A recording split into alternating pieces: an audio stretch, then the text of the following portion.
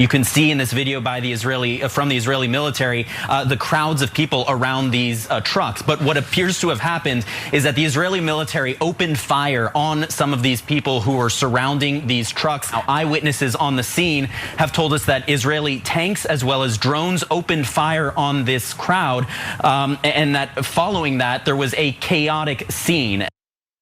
In yet another appalling war crime that will, of course, receive cover by the United States government, Israeli forces fired on a crowd of Palestinian civilians who were crowding a humanitarian aid truck, desperately seeking food in northern Gaza. Now, it's important to keep in mind that we are talking about northern Gaza, which has effectively been cut off from any humanitarian aid. We're talking about people who did not evacuate to the south. Humanitarian aid organizations have had a lot of difficulty reaching them. And since they swarmed the humanitarian aid truck, the IDF took it as an opportunity to fire at them, killing hundreds of people. Now, the death toll is very likely to change, but more than 100 people have been reported killed as a result of this. The death toll in Gaza is believed to have surpassed 30,000 people at this point. Now, Israeli officials acknowledged that troops opened fire, saying they did so after the crowd approached in a threatening way. The officials insisted on anonymity to give details about what happened after the military said in a statement that dozens were killed and injured from pushing, trampling, and being run over by the trucks. So the IDF and the Israeli government would have you believe that no, we didn't shoot at them. Yes, these bullet-riddled bodies laying on the floor do exist, but that wasn't us. It was the trampling that caused these deaths. Complete and utter BS. And hundreds of thousands of Palestinians are believed to remain in northern Gaza, and many have been reduced to eating animal fodder to survive. The UN says that 1 in 6 children under 2 in the north suffer from acute malnutrition and wasting. And the UN also says that a quarter of Gaza's, and this is the entire Gaza Strip, a quarter of Gaza's 2.3 million Palestinians face starvation. Around 80% have fled their homes. And I want to go to what witnesses said about what was happening at the scene before I go to you, Cenk. So Kamel Abu Nahel, who was being treated for a gunshot wound at Shifa Hospital, said that he and others went to the distribution point in the middle of the night because they heard that there would be food. They've been eating bird food. They've been eating animal fodder. They're desperate for food. So they show up and he says, "We've been eating animal feed for 2 months, so you can imagine how hungry they are." He said Israeli troops opened fire on the crowd as people pulled boxes of flour and canned goods off the trucks, causing them to scatter, with some hiding under cars. After the shooting stopped, people went back to the trucks and the soldiers opened fire again. He was shot in the leg and fell over, and then a truck ran over his leg as it sped off, he said. Ala Abu Daye, a witness of that violence, said that Israeli troops opened fire and also that a tank fired a shell. Those attempting to deliver humanitarian aid tried to get away from the shooting and the danger that was being caused as a result of the IDF firing at them.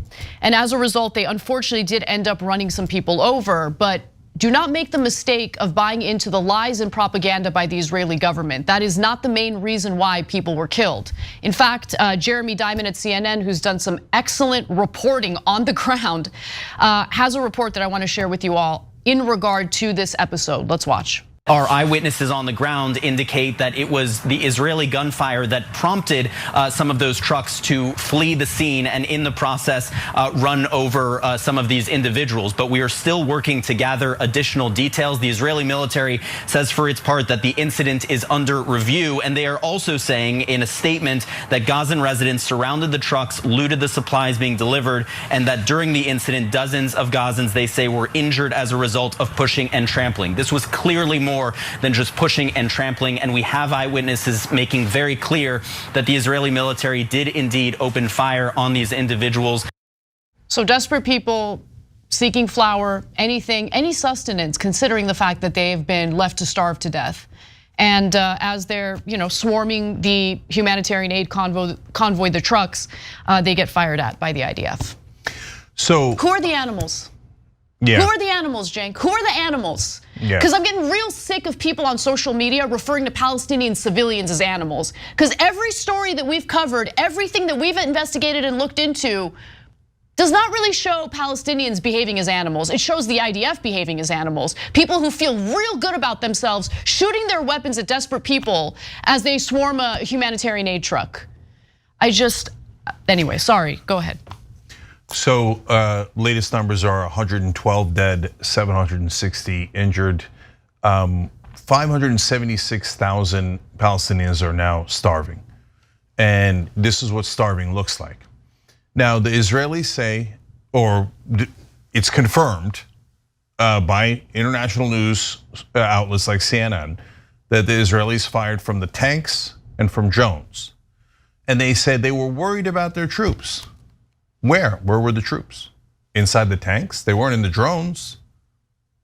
So the guys that were inside tanks were slightly concerned, I guess, about this is the best case scenario for Israel that I'm laying out, about their safety within the tank. So they murdered 112 people at least. And when you started firing into the crowd, what did you think was going to happen? Other than the slaughter from your bullets, that hungry, desperate crowd, of course, was going to panic when you started spraying the place with bullets, and the trucks were going to panic. And you knew that that would also create a stampede. And the drones, how about the drones? Were the drones afraid that that their hardware or plastic was going to get attacked? So somehow they were going to jump up and grab a drone with no one inside of it? And why would that be a concern? Why are you murdering people with drones when you actually see them and you see that they are not at all fighters and they are people desperate for food, and Israel murders them? So if that breaks your heart, good, you still have one. You still have one, good. If you say it breaks your heart to hear me say it, as opposed to the fact that Israel is actually doing it and actually murdering those people, then there's something wrong with you. You think, I don't care about those people, I don't view Palestine. You have to admit it. If you don't think that it's that big a deal and that Israel is right, especially in this instance, if you think Israel's right and you trust your beloved terrorist IDF, and you look at them murdering those people in cold blood as they're starving them, as they're keeping them in a ghetto and a camp, and you look at that and go, no, the problem is people reporting that fact. It's not the fact, the problem is not us doing it. Our beloved democracy ally Israel. Is this what a democracy looks like? Is this what an ally looks like? Is this what decency or morality looks like? This is now one of the sickest governments in the whole world. In my whole lifetime, I've never seen slaughter like this on live television. Yeah, I know this Bashar al-Assad, Kim Jong-un, Saddam Hussein, etc., have done terrible things. But these are being televised, brothers and sisters. So you could say, hey, well, that doesn't. And defended by our government. That's the important thing to remember. Because I don't remember the US government defending the chemical weapons attacks that Bashar al-Assad was doing. In fact, we bombed Bashar al-Assad. We bombed Saddam Hussein. We threatened to bomb Kim Jong-un. We applaud Israel and give them money. And weapons. Right now, the Senate already passed a bill to send $14 billion for more slaughter. It's a slaughterhouse in Gaza. Every day that we delay, the IDF murders more Palestinians. Today, Lloyd Austin, our Secretary of Defense, admitted in testimony in Congress, Israel has murdered more than 25,000 women and children. Women and children. Remember that our hearts broke, and we said it on this show, for 36 babies that were killed in Israel, 36 children. And that should break your heart. You've got 25,000 dead babies, children, women stacked on top of one another. And now 576,000 people that are starving and desperate and eating animal fodder. What kind of sick maniacs do this?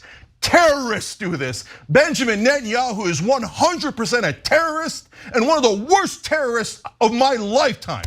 25 times the terrorist that Hamas is. Definitely a terrorist. Don't give me this nonsense that, oh, when Arabs do it or when Muslims do it and when the powerless do it, they're no good scumbag terrorists. But when a state does it, a so-called ally does it, and they do it 25, 30 times worse. No, angels. They had to do it. No, you cannot be in favor of this. If you're in favor of this, you have lost your soul. You have lost your morality. You have lost decency. The IDF now is the largest terrorist organization in the world. If you say, oh no, that's not fair, we were just murdering 30,000 of them and starving them and humiliating them and shooting them with drones and treating them like animals. But you don't get to call us names. You don't get to call us names. No, I do get to call you names. Israel's one of the worst governments on earth right now. And if you care about Israel, and I think people are so blinded by their bias. But if you say the Palestinians, who gives a goddamn about them? Murder them. Who cares about the Palestinians? We have a right to defend ourselves. Get the hell out of here. That defense ended months and months and months ago. This is just brutality and savagery. So if it breaks your heart to hear the truth, good, do something about it. And so if you don't mind murdering Palestinians and treating them like animals, how about Israel? Listen, you fools, you utter fools, the right-wing government of Israel, our stupid monsters in our Congress. Do you not understand? We are all seeing this. Your lies about how Israel has to do it, no one believes it. No one, other than the propaganda-filled, bias-filled heads in Washington. The rest of us look at it, and what do you think's happening? What do you think the world thinks about Israel now? Do you not get it, you schmucks? You unbelievable idiots. If Turkey was doing this, when Turkey did, 1% of this, I was furious because it's gonna make people hate me. Do you not get it? Are you so thick-headed you can't get it? The world now despises Israel because of this. No, it's because we're the victims. Who looks at that tape and says the Palestinians are not the victims, the Israelis murdering them are the victims? You would have to be a lunatic to believe that. So the people in power in our government, that's the people we can affect. Those politicians, they're the worst people on earth. They approved that $14 billion to murder more of these poor innocent people. They are the most immoral people I have ever seen in my lifetime. They don't speak for me. I'm not for the monsters in Washington. I'm 100% against those monsters, yes, including that despicable, awful human being, Joe Biden. Joe Biden looks at that and goes, send them more money, send them more bombs, kill them. That's what Joe Biden says. Same goddamn thing Donald Trump says. Our leaders are monsters. And you think, you idiots, you think you're helping Israel? You're getting the whole world to despise Israel. You morons, you've done so much damage to Palestinians and to Israelis. But keep murdering and see if you can murder your way out of this. Outrageous. If your heart doesn't break, you don't have one.